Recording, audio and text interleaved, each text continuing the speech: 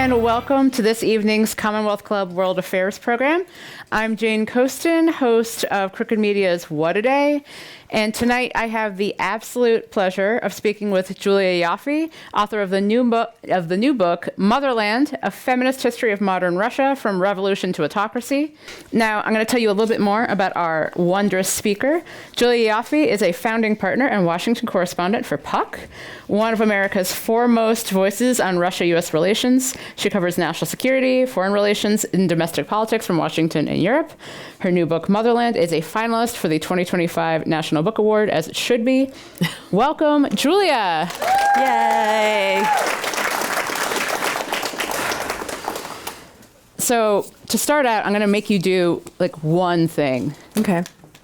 So a through line of your book is the idea of the new woman, the idea of the new Soviet woman, the post-war Soviet woman, the 1980s Soviet woman, the 1990s Russian woman, the woman of today's Russia.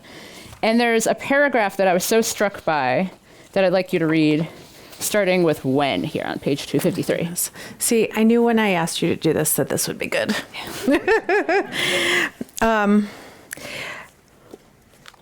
When Raisa spoke to the young American feminists at Wellesley, it had been nearly 70 years since Alexandra Kollontai had published a brochure for the world's working women, a piece of propaganda proclaiming that Soviet women lived in a, quote, fairy tale country. Since then, 3 generations of Soviet women had carried this fairy tale country on their backs, rebuilding and repopulating it as the men in charge repeatedly laid waste to it. 3 generations after Krupskaya and Kollontai, the new Soviet woman was utterly and totally exhausted. Quote, "We still apply the old stereotype of the all-capable and resilient Soviet woman," one woman wrote in the Moscow News during the height of Perestroika. "Yes, she can do everything, but she doesn't want to anymore." I was so struck by that. The idea of, yes, she can do everything, but she doesn't want to anymore. How much do you think that the ideals of whether it was the new woman of the Soviet Union, whether it was the woman of post-war Soviet Union, whether it's the woman of today, has so relied on and depended on women who took on that double burden that you kept writing about, and they just don't want to do it anymore?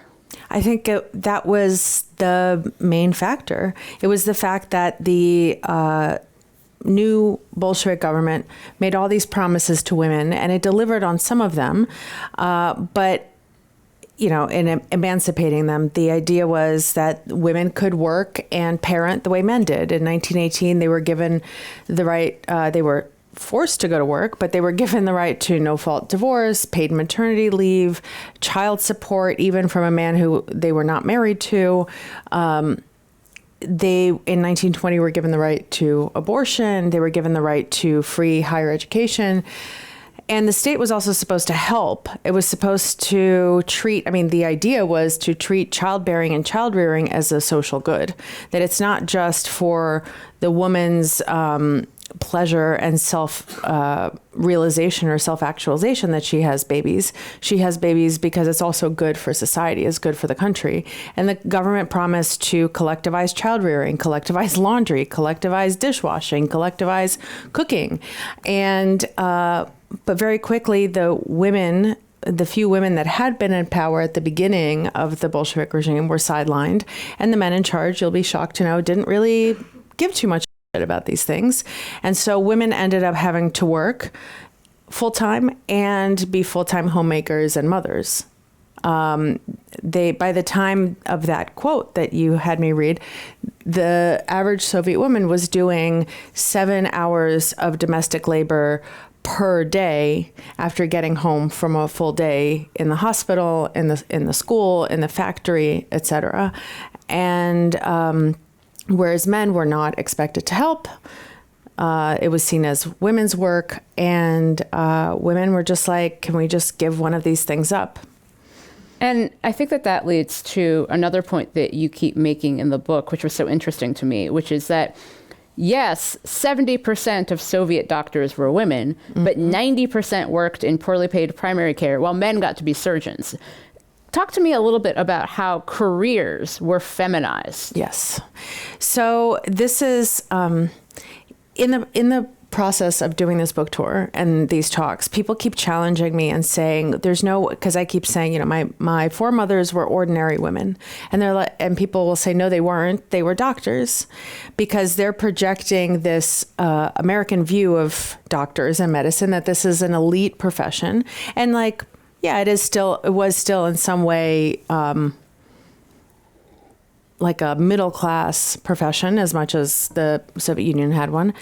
But because it had become a feminized profession, it became low prestige and low pay. So being a doctor in the Soviet Union did not mean what it meant here in the U.S. So the second a field became feminized, not just teaching, the field of being a judge is, being a judge is considered mostly a feminized profession, because what do judges do in Putin's Russia? They just rubber stamp verdicts, right? They copy and paste the indictment, change a couple tenses, and, women are seen as detail oriented, so they can be trusted to do that and hand that down. So again, low prestige job because it's feminized. Being an accountant is that aspect of finance is seen as a feminized profession. And it's actually one of the things that women in Russia go to jail for most frequently, because they are the bean counters. They're the ones who are detail oriented and disciplined, unlike the dissolute men. And when companies have these power struggles and weaponize the quote unquote justice system in Russia and have the authorities open a criminal case against their competitors, the fall guy is usually a woman, the accountant who put her signature on the financial documents of a company. So she'll often end up going to jail while the men fight over the fate of their respective companies.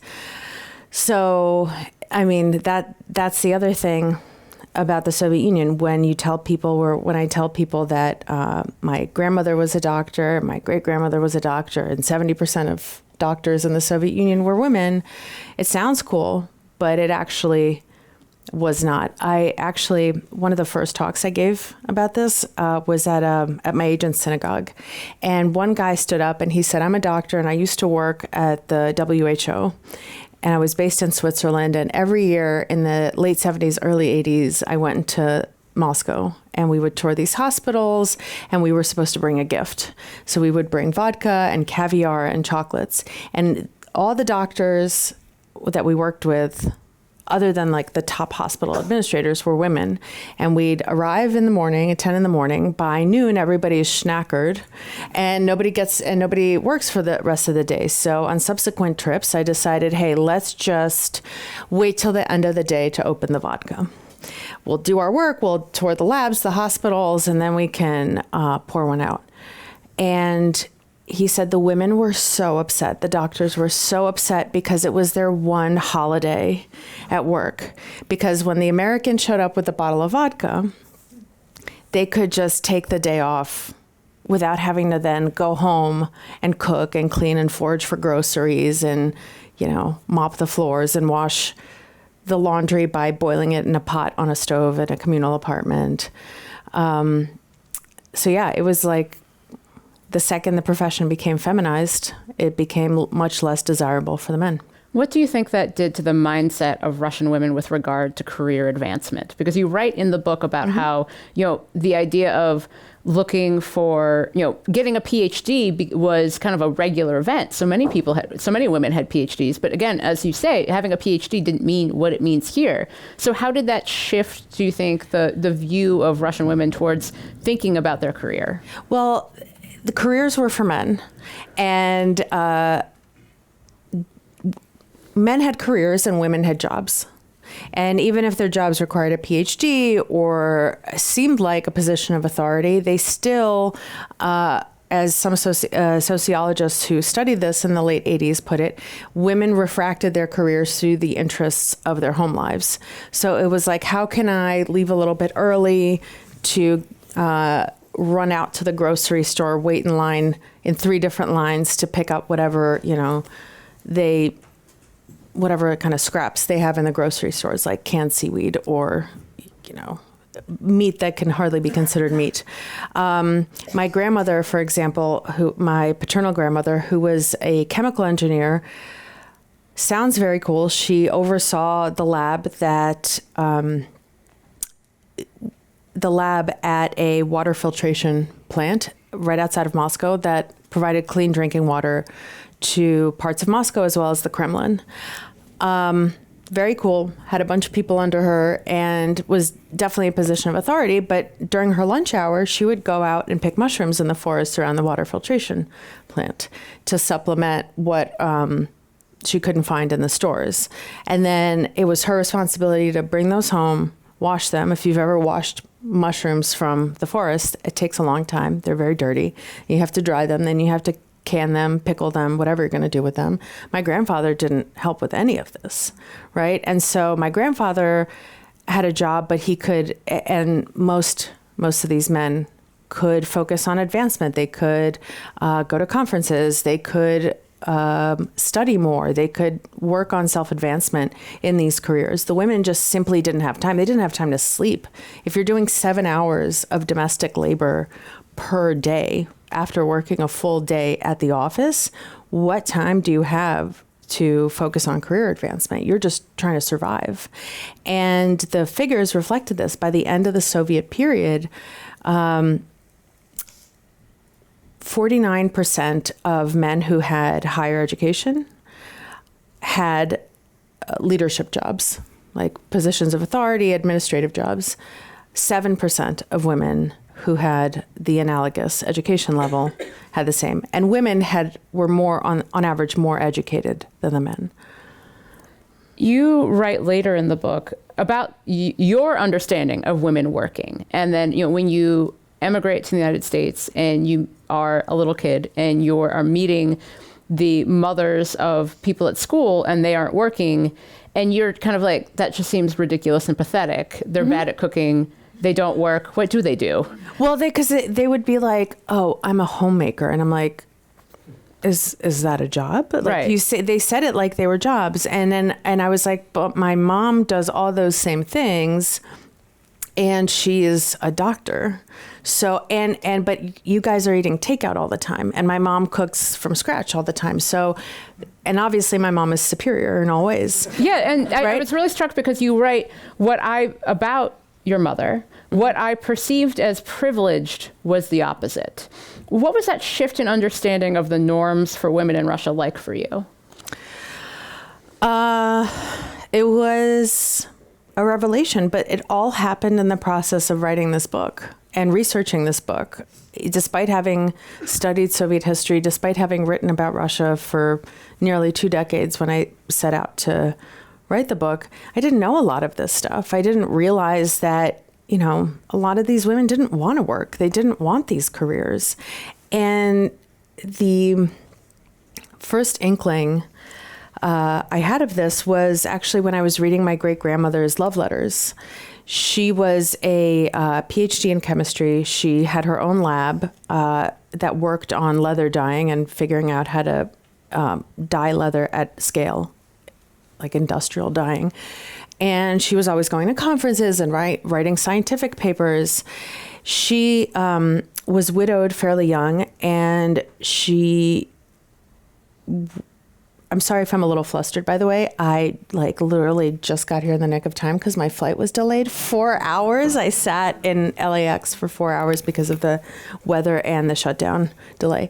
So if I'm a little bit fragmented, that's why. Anyway, so she runs into her college sweetheart at a resort in Crimea and rekindles this romance. And he's in Kiev, she's in Moscow, and they're writing letters back and forth to each other. And I had always known about this great love story, and I was always so proud of this great grandmother who was a PhD in chemistry and was just such a cultured, fine woman. And I'm reading her letters, and she clearly suffers from terrible migraines, doesn't even have a word for that. So she works all day. She comes home. She is a single mom because she's a widow to my grandfather, who was a very difficult child and was probably on the spectrum. She had to care for her own mother, who was a widow and pretty useless. She had another sister who was a widow and that was also on her. They had a brother who didn't help with any of this. And then another little sister who wasn't in great health and was also her responsibility. So she would come home from the lab, cook for all of them, take care of all of them, put everybody to bed, and then sit there and translate scientific papers from English and German to make a little extra money. And she's describing all of this in these love letters to the man who would become her second husband. And he is an engineer at the Academy of Sciences in Ukraine, in Kiev. And he is so in awe of her career, of all that she does, of her mind. And he starts taking chemistry classes and reading papers about chemistry to kind of meet her where she is professionally. And she is just like, no, I don't want any of this. I'm tired. She's like, I'm an important woman and I'm so tired of being an important woman. I just want to be a little woman. I just want to be able to hide behind your back and just rest. She was so tired and so just like, I didn't want any of this. And this was in 1934. And I thought, when I first read it, I was like, maybe I didn't read that right. Because Boozia, that's not cool. And, but then, it kept coming up in all her letters that she didn't want any of this. She just wanted to stay at home and be taken care of by a man who would be in charge. And that was kind of the first inkling I got that maybe this wasn't something that the women in my family would have all chosen. And by extension, that Soviet and Russian women would have chosen. Which I think gets into when you're writing about youngish Vladimir Putin and you're talking about his marriage, he is offering stability and comfort. Like he's completely, I don't even know if the word emotionally unavailable even begins That's to a describe compliment. this. I was like, that's the nicest thing anyone has ever said about him. But he's there.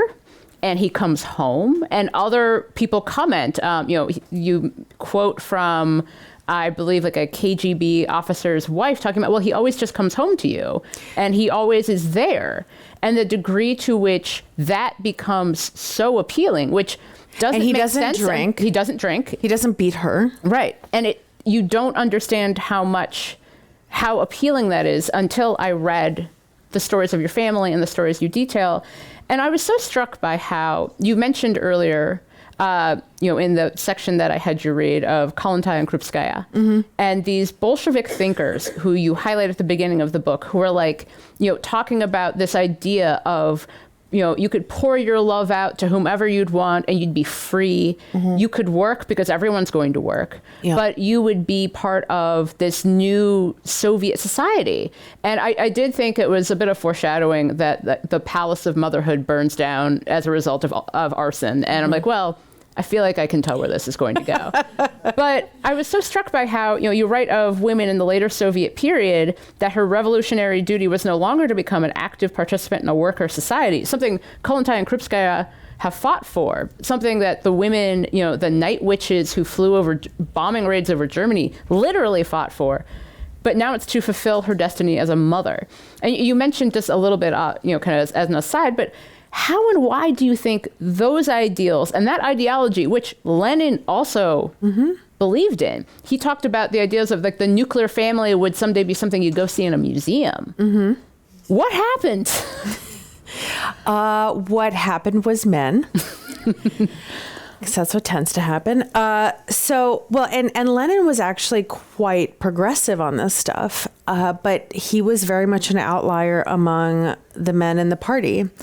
And Kollontai, Krupskaya, and Nessa Armand, who was a revolutionary and for a time was Lenin's mistress or lover, they all talked about work and a career and a profession being not just a way to free a woman and make her independent because she has her own money, but also something that it would give her life meaning and purpose, as which, when they're writing this in the early 1900s, late 1800s, that's radical, right? Everybody was saying at the time that no, what gives a woman's life meaning and value is as it relates to another man, or as it relates to her children, right? But the problem is that Lenin died in 1924, and he was incapacitated for about a year and a half before that. And the other men in the party hierarchy weren't super down with these ideas. They thought Kollontai, who talked about, drinking from the cup of love and work having this kind of sacred meaning for a woman, they didn't like these ideas. They were fine with women working because they needed to rebuild a country that was devastated by the Civil War and World War I and famine. But they were happy to take that. But they weren't interested in free love. They weren't interested in having women in power. And they very quickly sidelined Kollontai. They very quickly sidelined Krupskaya. And it's interesting. The Bolsheviks were the most egalitarian party in the Russian underground before 1917. And then the second they take power and the stakes become real, they're like, okay, well, we can't have women actually running things, right? And they sideline pretty much all of them. Many such cases. Yeah, they sideline almost all of them.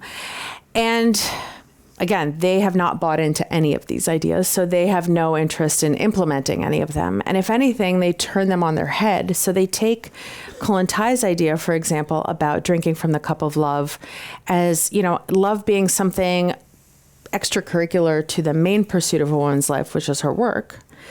They turn it into what they call a glass of water theory. There was a man who was put in charge of health and sexual education in the Soviet Union, and he turned this into the glass of water theory, which was saying that Kollontai actually said that sex is nothing more than drinking from a glass of water, that it's completely casual, meaningless, and frivolous, which is the opposite of what she was saying.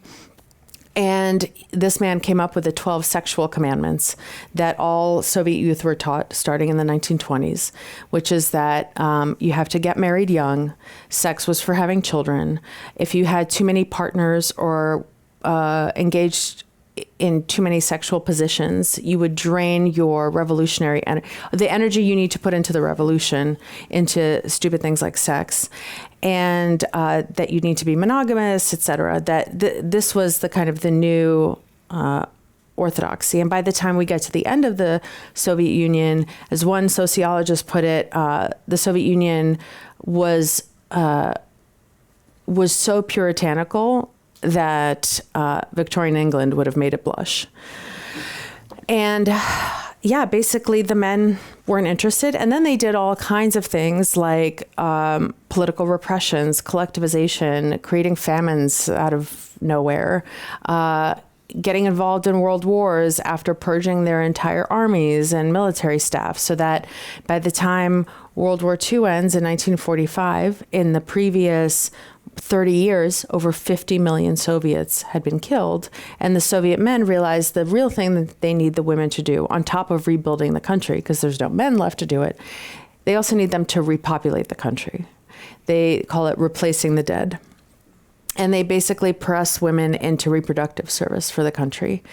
And they With a taxation policy, which is basically until you replace both you and your spouse, and you need one more, then you don't have to pay that tax after that point. And I noted that was something that Putin has tried to reintroduce. But I think that actually leads to another interesting through line of the book, which is that men are simultaneously deified and coddled, and then women are blamed for deifying and coddling them. And you write, paradoxically, in an increasingly patriarchal society, men have become nearly irrelevant in Soviet Russia. And that keeps being a theme of the idea of the decline of feminism diminishing the Russian man. No, the rise of feminism, yeah. And I think that the idea of that is so striking. So I want to look at that in two ways. One is that's a clear state policy. There's a moment in the 1950s in which the state changes its policies with regard to how children are treated who are born of single mothers. And that seems to basically make fathers unnecessary. How did that happen? So that was because so many people were killed in World War II that Stalin asked Khrushchev, one of his lieutenants at the time, to come up with a policy to replace the dead. and engineer a baby boom for the Soviet Union. This was in 1944. The war is ending. They know they're winning, and they also know that they've suffered catastrophic human losses. And so Khrushchev comes up with a number of policy proposals that turn into law. They make divorce nearly impossible. So whatever men are around. So I should say, by the way, that at the end of the war, there were like no men around. There were places where there were 19 men for every 100 women. There were places where all the men, villages where all the men went to war and one comes back, and his wife then loans him out to all the other women in the village so that they could also become mothers. And this is 21 million men are killed in World War II, and most of them in their prime reproductive age. And using that, that's the given, and the Soviet Union's trying to engineer a baby boom with that. So they make the men who are around, they make it impossible for them to leave their marriages. But they also say, hey, if you happen to knock up somebody else, don't worry about it. She can't, and you're not married to her, don't worry about it. She can't put your name on the birth certificate. She can't seek child support from you, these are all reversals of the policies that Kollontai enacted in 1918. And they basically create the social and legal category of the single mother. And they do get their baby boom in the post-war years, but 1/3 of these children are born to single mothers.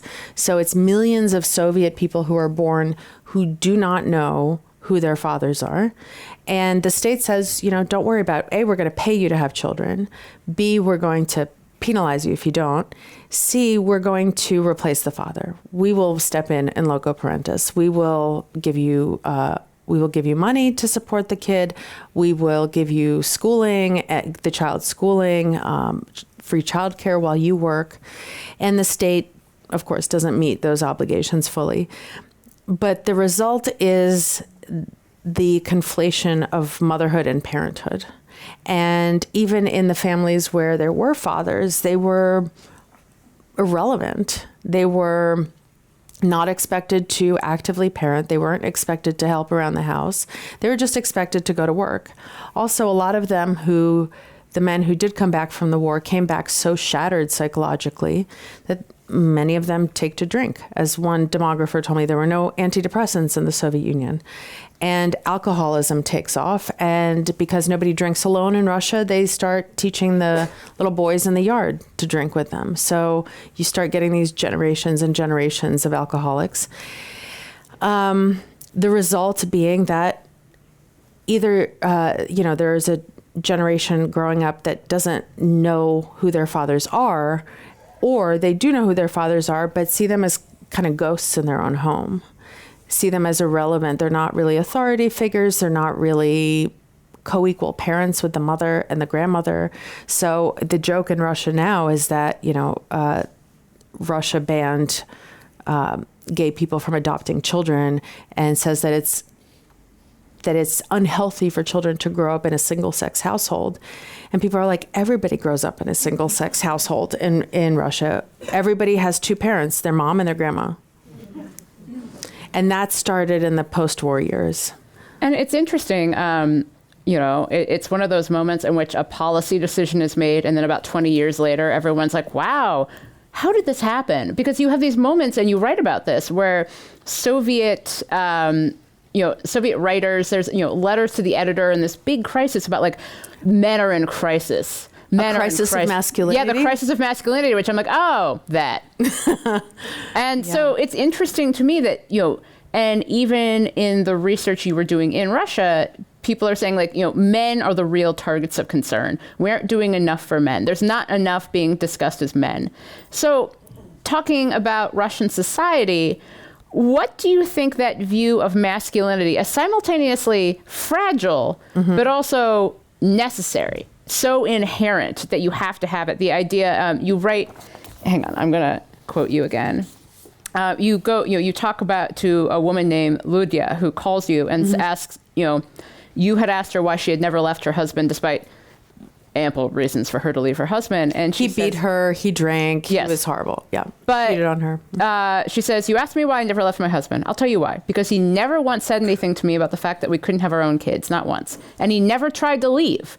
Even when he was drinking and fooling around, he always came home. That's a really manly act. As my old grandmother once said to me, Lydia, he's a real muzik, a manly man. So he drinks and fools around. So what? They all drink and fool around, these Russian men." What do you think that idea of men can do whatever they want, but also they need to be protected and preserved in their masculinity, which they express in this way, what do you think that's done to the Russian mindset? Nothing good. But I think it's this, you did a really great job of pointing out the contradictions of it, right? The coddling comes from 1945 when no men come home, and there's a whole generation of Soviet women who can never marry and who can never, have this nuclear family that the state is telling them they need to have. And that is the best way to live. And this hierarchy, this unspoken social hierarchy develops with women with children at the top, then married women, then single mothers, and then these pathetic creatures who are neither married nor have children. But to get to that very top, you need a man, but there are none to be had. And so this fierce competition develops for them. And there's a sense that they're an endangered species, right? Plus, the government starts talking in the 60s about this crisis of masculinity and how the state has done so much for women that now it's time to do something for the men. And if anything, empowering women has emasculated our men. And of course, they can't, Soviet newspapers, they can't say, it's our government's fault for enacting these policies. What they say instead is, it's because all our teachers are women. That's why our men are in crisis. They have no male role models to look up to. And so then, men are fought over and coddled because there's so few of them and they're seen as a scarce resource. But that also gives rise to, plus, you have the men at the top. And this gives rise to this, I think, an aspirational idea of this macho masculinity that so few women have ever seen or experienced in their lives, which is why Putin, with his shirtless photos on a horse, is an amazing symbol for Russian women. Almost none of them have had a man like him, right? He doesn't drink. He is disciplined. He is focused. He's decisive. He's not like this overgrown, spoiled child, which a lot of self-destructive child, which a lot of these Russian men are, which is the direct result of coddling, right? And again, it then also becomes, both in Soviet Russia and in Russia today, becomes not just the fault of women for emasculating the men, but also becomes yet another job for the women to empower the men. So there's, one woman I interview who has a whole academy to train women. Yes, I really wanted you to talk about the Life Academy. Go ahead. I really wanted, because it's basically like going there to learn how to catch a man, and using like this strange intersection of like Buddhist and Hindu and some vaguely orthodox theories about like what men are and what you need to be to get one, because you have to have one. But also the way in that chapter, which I found so interesting, is that men sound kind of terrible, but you have to have one. Yeah, because it's a status thing. Because since the 1940s, women have been hearing about how important it is to get married, to be a wife and a mother. And if if there's this perceived scarcity, I mean, because it goes away after a while, right? Boys and girls are born at roughly the same rates.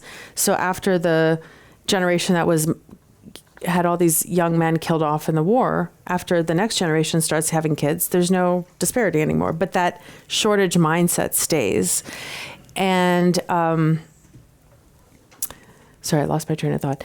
You were talking about the Life Academy and the shortage mindset of like, you have to get a man, but you cannot trust men at all. Right. But they're also seen as these children, like that they're so stupid and that they're basically these brain stems, and that they're very simple to manipulate. It's all about, and this is what I was taught as a young girl, is that like you just have to trick a man into marrying you, and it's not very hard because they're really dumb, and you just need to do the following things and do not show him your personality, because men hate women, actually, and women hate women. We all hate women. But just don't show him who you are. Do the following things, trick him into marrying you, and then you're set. And then, but then actually you're not set, because then women are trying to take him from you. And I talked to this amazing sociologist who was like, there's this idea that men are like veal calves, on a rope, and that you tie him to the fence and some woman's going to come by and untie him and take her to her farm, and it's like, but then at the same time, men are like, oh, they're these big, important, masculine people, and they're the ones who should be making all the important decisions, because feeble-minded women couldn't possibly, it's a contradiction that doesn't make sense together, but welcome to Russia. Yeah, I was interested because you mentioned, you're talking about the judges and how that became, like the judicial system became kind of a feminized profession. But it's women who are arguing for the decriminalization of domestic abuse. It's women who are some of Putin's biggest defenders. Is that because he is seen as like this ideal Russian man who offers that stability and that comfort? You like to quote your the letters you were discussing, where you could hide behind him, and you don't have to do all that work because he'll just take care of it. Yeah, I mean, the watchword of the first 20 years of Putin's rule was stabilность, stability, and every time there was any kind of financial hiccup in the West, he'd say, we're an island of stability. Stability was the watchword. I think in part, yes, it's because he's the man they never had and wish they had. Whereas one woman told me that for her, and as she guessed, 70% of Russian women, Vladimir Putin was the subject of her moistest fantasies. But it's also that, like, that's the most terrible sentence I've ever heard in my life. Yeah, when I heard it, I was like, just like a little cat barf. Yeah, it's aspirational. It's the kind of masculinity they don't really see in many other places.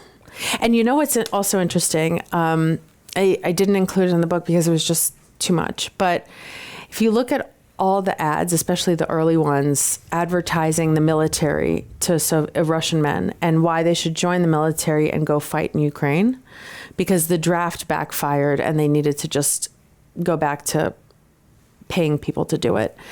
They weren't just like, hey, here's money. All the ads showed, there was one that really stuck with me, where there's a guy on a couch drinking, looking slovenly, and then it's like, blah, blah, blah, blah. Oh, and he's lying in a trench with a gun. And then it's like, oh, here's a security guard looking pathetic at the supermarket. And then it's like, blah, blah, blah, special effects. And he's actually standing guard on a battlefield in Ukraine. And it was like, be a real man and go fight in Ukraine. So it was actively playing on these images of, not images, on the reality of what Russian men are. And there are many stories of Russian women who are more than happy to ship their men off to fight in Ukraine, because what the military pays them is orders of magnitude more than they can make in their civilian lives, if they're even working. And so, now he's at home lying on the couch, getting drunk and then beating you and not bringing his whole salary home.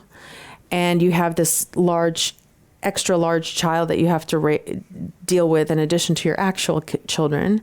Or you can have him sign a contract with the Ministry of Defense. He won't be there, but which is good. And all this money will start coming in. It seemed very timely. There was a piece in the Wall Street Journal today about how there's been Russia's very concerned about the rise of it's not the correct term, but kind of black widows who basically will be like, they are purposely trying to marry Russian soldiers to get the death payouts because they are, it's like 30 million rubles. It's like a lot of 5 money. million, yeah. And it's like 5 million. It's an unbelievable amount of money if he dies. And so there are all these efforts, and it'll be like, grandparents will come out of the woodwork being like, yes, I helped raise him.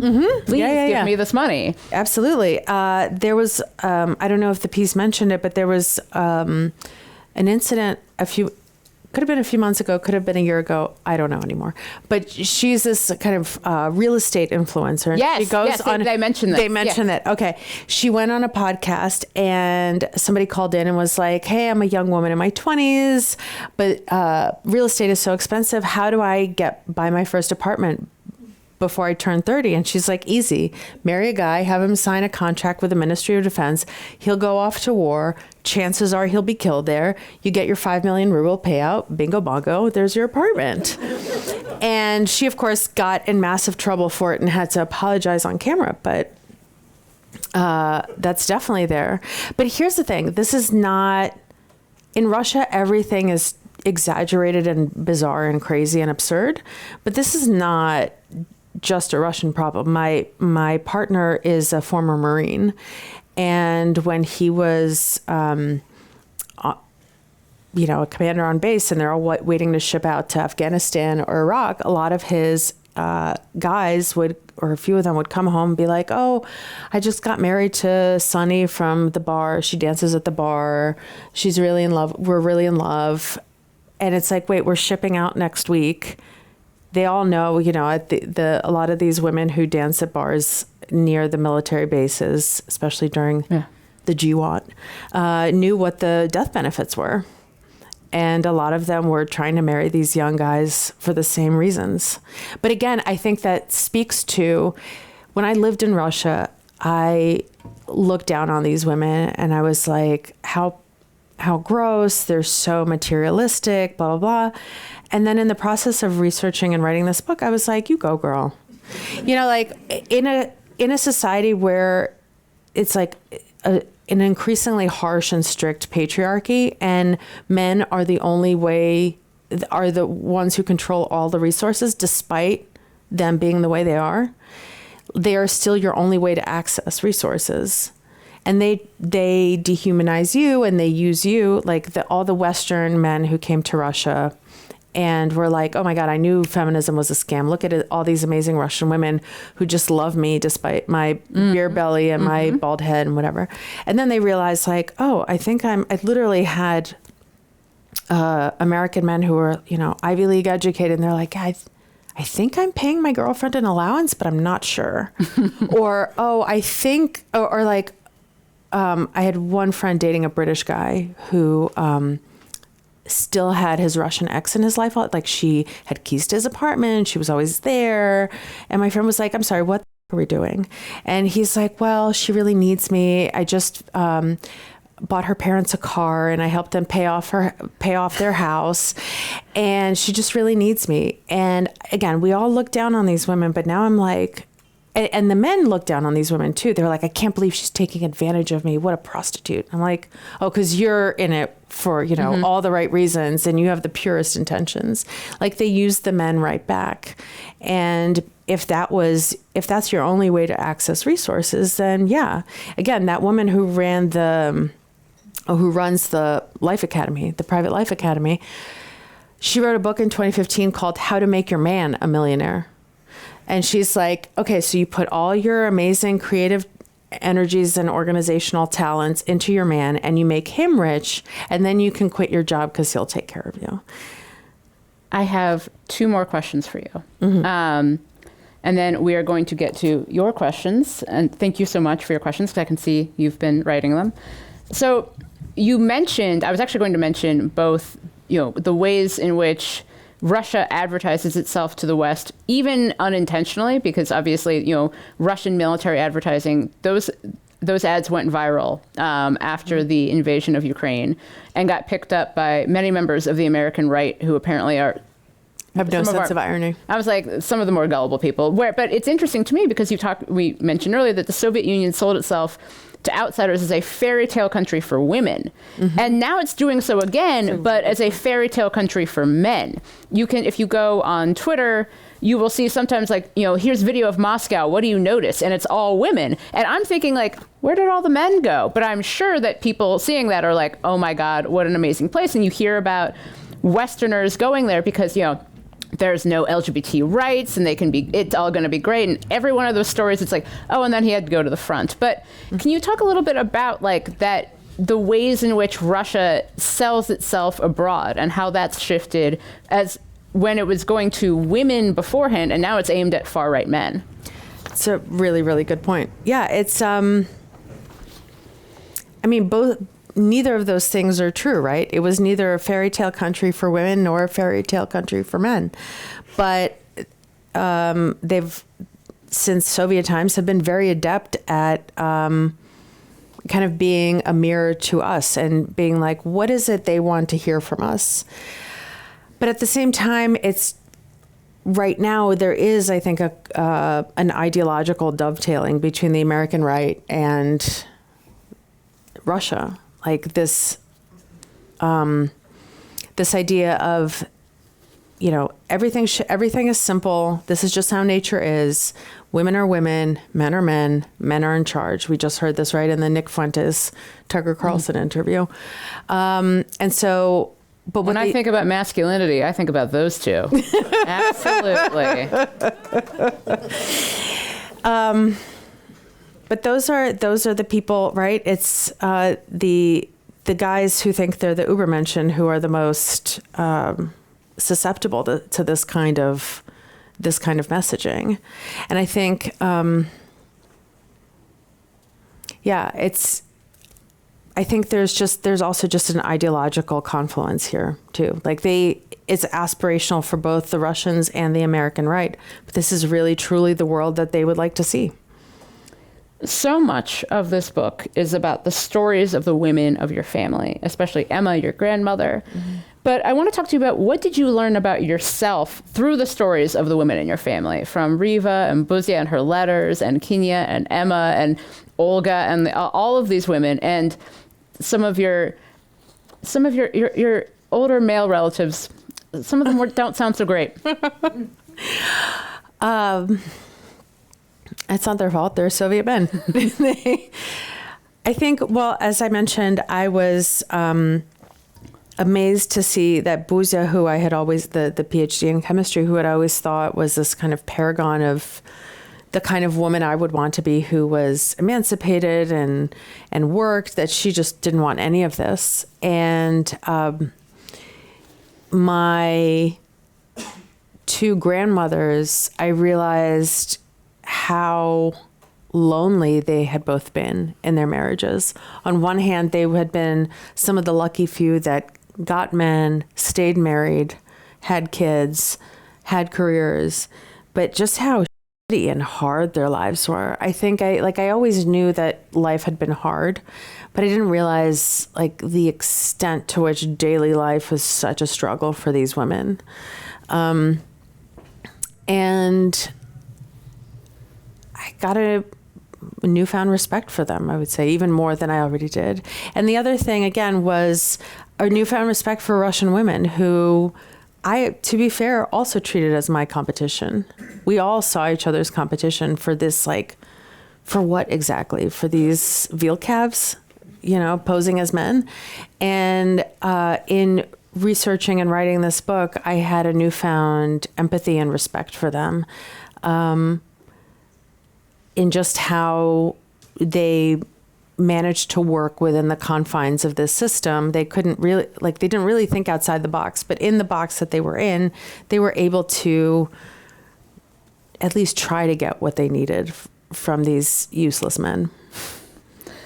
So now we've come to audience questions, and we have some really good ones. First up, were there moments when you felt your own voice in the book conflicted with your family's version of events? Totally. Yeah, several times.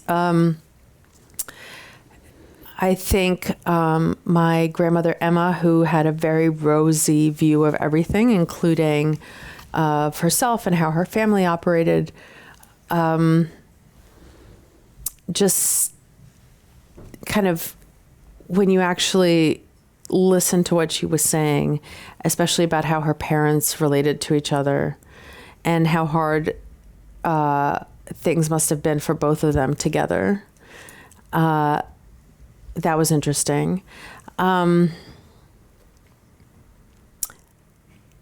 also, in writing this book, so I interviewed my mom for this book, and that was I think I interviewed her for it in like 2018, 2019. And I knew that she, like every woman in the Soviet Union and Russia, had multiple abortions because that was the only form of birth control. And she had lost count of how many she had had. And I had realized also how being in the US and being subjected to this drip, drip, drip of right-wing propaganda about abortion had shaped her own narrative of herself. I had always known as a kid about the abortion she had. I knew that she wanted to trigger a miscarriage when she was pregnant with me. I read about that in the book. Mm-hmm. And I knew that as a kid, and I just knew that it wasn't a big deal, and it definitely wasn't personal. And it was actually, a subject of jokes in our family. Like my mom would be loving on me, and my dad's like, see, and you wanted to abort her. And it was like, okay, but everything's well that ends well. Mm-hmm. And she had always talked about it, and the way she talked about it in her interview with me, she was like, it was just like getting a tooth pulled. We all did it. We had no birth control, and what we tried to do would fail about once a year, and about once a year you'd have to go in and get a tooth pulled, essentially. And it was something that was talked about. It was not anything shameful. It was just not a big deal. And she had never really consulted my dad about it. It was like her body, her choice, truly. And it was for all the women that she knew. But then after a few decades in the U.S., she had come to feel guilty about it. She had come to feel like she had done something bad, that she had, maybe she could have had all these other wonderful kids in addition to me and my sister. And that made me incredibly upset for her. So another question, and it's something that I think plays in the later parts of the book. Trans people are positioned as a social danger by political leaders in both Russia and the United States. How does that dynamic play out in Ukraine and in our global moment? And you talk about how, Putin mm-hmm. claimed in 2024 that Russian immigrants were streaming back to Russia because in the West, there are common bathrooms for boys and girls. Mm-hmm. And just like this idea, like at a certain point, you're just like, who wrote this? The Texas Republican Party? Like, mm-hmm. how does that play in, especially when it's tied to this very gendered understanding that is already there for Russian women and for Russians in general? Well, so I think what's interesting is because the early Bolshevik women revolutionaries were written out of history because their early reforms were undone so quickly. And because they had never called themselves feminists to begin with, because that was seen as a bourgeois kind of splitterism, right? Because class trumps everything. Russians don't know this history of their own country, and they have come to believe, and they are constantly told, that feminism is an invasive species, that it's that is imported from the West, that is deeply alien to Russian culture and is corrosive to Russian culture, as opposed to being something that has real roots in Russia itself. So that's one thing. The second thing is Putin has played, I think he really believes this, but I think he also plays this up because he knows the Americans are watching, and he knows the American right, his allies, are watching. And so when he invaded Ukraine, or launched the full-scale invasion in 2022, his speech announcing the invasion that morning talked not just about NATO, but he talked at length about how he was going to fight in Ukraine because the West was bringing in these cultural ideas, these social ideas that were so deeply alien to Russia that they were a national security threat. And he constantly talks about this, and the Russian elites parrot him that, we're fighting in Ukraine because they're trying to make us all trans. We're fighting in Ukraine because they're trying to make us all gay. And we will not stand for that. Russian society will not stand for that. It is like the LGBT issue he has framed it as an existential one for Russia. That if we allow these Western ideas, because there are no gay people in Russia, obviously, naturally. Literally. If we allow this in, it will eat Russian society from the inside, which is, again, speaking of these contradictions, right? In the Russian nationalist view, the Russian people are strong and they're virile and they're decisive and they're the conquerors, they're the victors of history. They've defeated fascism and Napoleon and, try this in a big Russian country. Yeah. But then at the same time, they're always getting duped and seduced by trans people and are, like that they're, it would take just a little bit for them to all suddenly become gay and trans, and then Russian society would collapse and be wiped from Russian civilization, as they call it, would be wiped from the earth. Again, it's this contradiction that doesn't quite make sense. Someone asked this. There are two questions, actually. And I'm going to ask the second one first. We didn't actually get into this much, but how did anti-Semitism shape the lives of Russian Jewish women? What were the similarities and the differences they had between themselves and non-Jewish Russian women? And you mentioned how your family's opportunities were so limited because of that line on their passport that said that they were Jewish. And I was so interested by how Stalin, being Stalin, was like, during the war being like, yeah, let's get the support of American Jewish people to help us fight. Because they're rich and they're going to help us fight Nazism. And then after the war, we're going to disappear all of you. Yeah. I think it was just an added level of difficulty. Life in the Soviet Union was already really hard. And then if you were Jewish, it was extra hard. There were certain professions that were completely closed to you, universities and colleges that were completely closed to you. And that's on top of the kind of everyday anti-Semitism of people calling you kike this, kike that.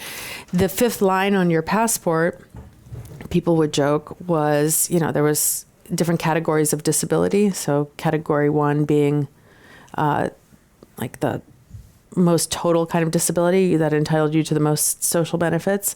And they were like, I'm a category 5 disability, meaning I'm a Jew. Because people saw it mostly as a negative identity, both ethnic Russians and Soviet Jews themselves. I know they took on and internalized a lot of the anti-Semitism and a lot of the bigotry, came to see themselves the way that Russians saw them, which is annoying and untrustworthy and sickly and, ugly. That was also really hard to see in interviews with my mother, the way that she had internalized a lot of the anti-Semitism that she had been operating with. For my grandmother and great-grandmother, it nearly derailed their careers. The doctor's plot in, Stalin had this fixation that his doctors were poisoning him, and that's why he was getting sick. And he started rounding up doctors, mostly with Jewish last names, and throwing them in jail. And then there were rumors that all these Jewish doctors and Jews in general would be sent to Siberia, that there were camps already waiting for them. And then Stalin died and it all went away. But when this happened, my grandmother, Emma, was in her first semester of medical school and was constantly lectured about how we don't need Jewish doctors. Her mother, Riva, was a pediatrician, and people started pulling children from her care because they were convinced she was poisoning them. She ended up losing her job, losing friends over it. So it was like in a difficult life, it just amped up the level of difficulty. What truths about Russian identity or moral complexities did you most hope would challenge Western assumptions in your book? That Americans didn't invent feminism, that there was a country that had this rich history of it well before Gloria Steinem sat down to write. Because what I kept encountering among American feminists was this idea that their concerns should be every woman's concerns everywhere. And there's an incident that I describe in the book where, I mean, it's Glamour, but Glamour magazine decided to do a Women of the Year. They have a Woman of the Year feature every year. And one year they asked me to profile Pussy Riot for them. And after reading this, what I wrote, that editor called me from New York and was like, so how come you don't talk about their stance on reproductive rights, and what do their husbands think about what they do? I'm like, they're Pussy Riot. Like they don't have husbands, and if they do, they don't give a shit what they think. And they've had abortion rights since 1920. Like they take it for granted, if anything. I mean, Putin's still afraid to outright cancel it because he knows that not just Russian women, but Russian men would be up in arms if he did this. But so that to me was one of the main things I wanted to, main kind of American orthodoxies I wanted to challenge. And I also wanted to challenge it on the Russian side, because the Russians also think Americans invented feminism, like I said, and that they're trying to poison Russia with it. And I wanted Russians to also know their history. I didn't know this history. I know my parents didn't know it. I gave it to other friends who are in the Russia space, and they also didn't know much of this history. So that was the other thing I wanted to challenge.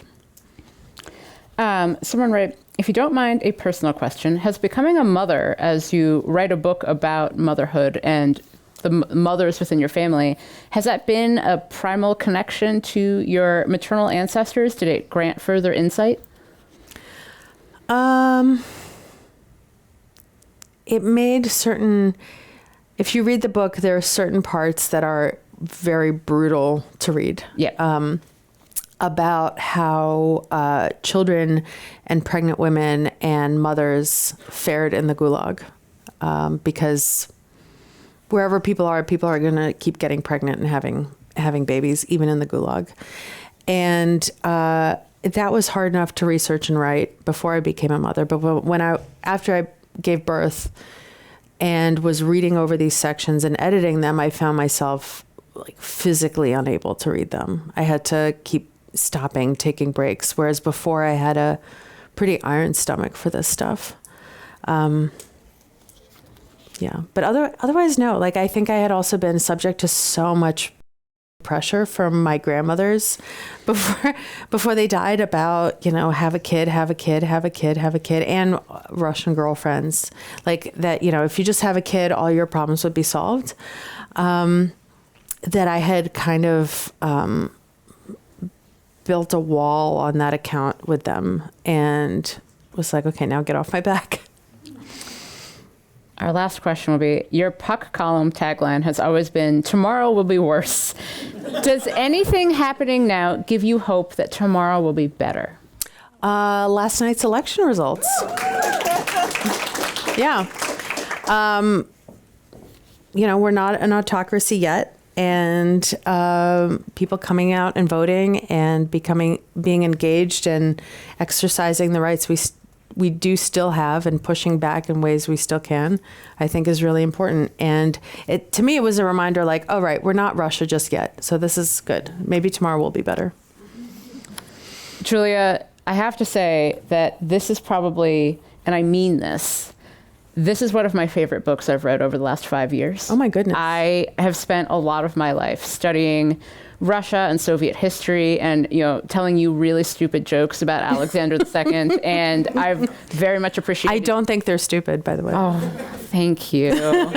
But it's really telling when someone can write about a subject in a way that, you think has been so well covered, granted by men, and comes at it in such a new direction that it all becomes new and it all becomes simultaneously horrifying and fantastical.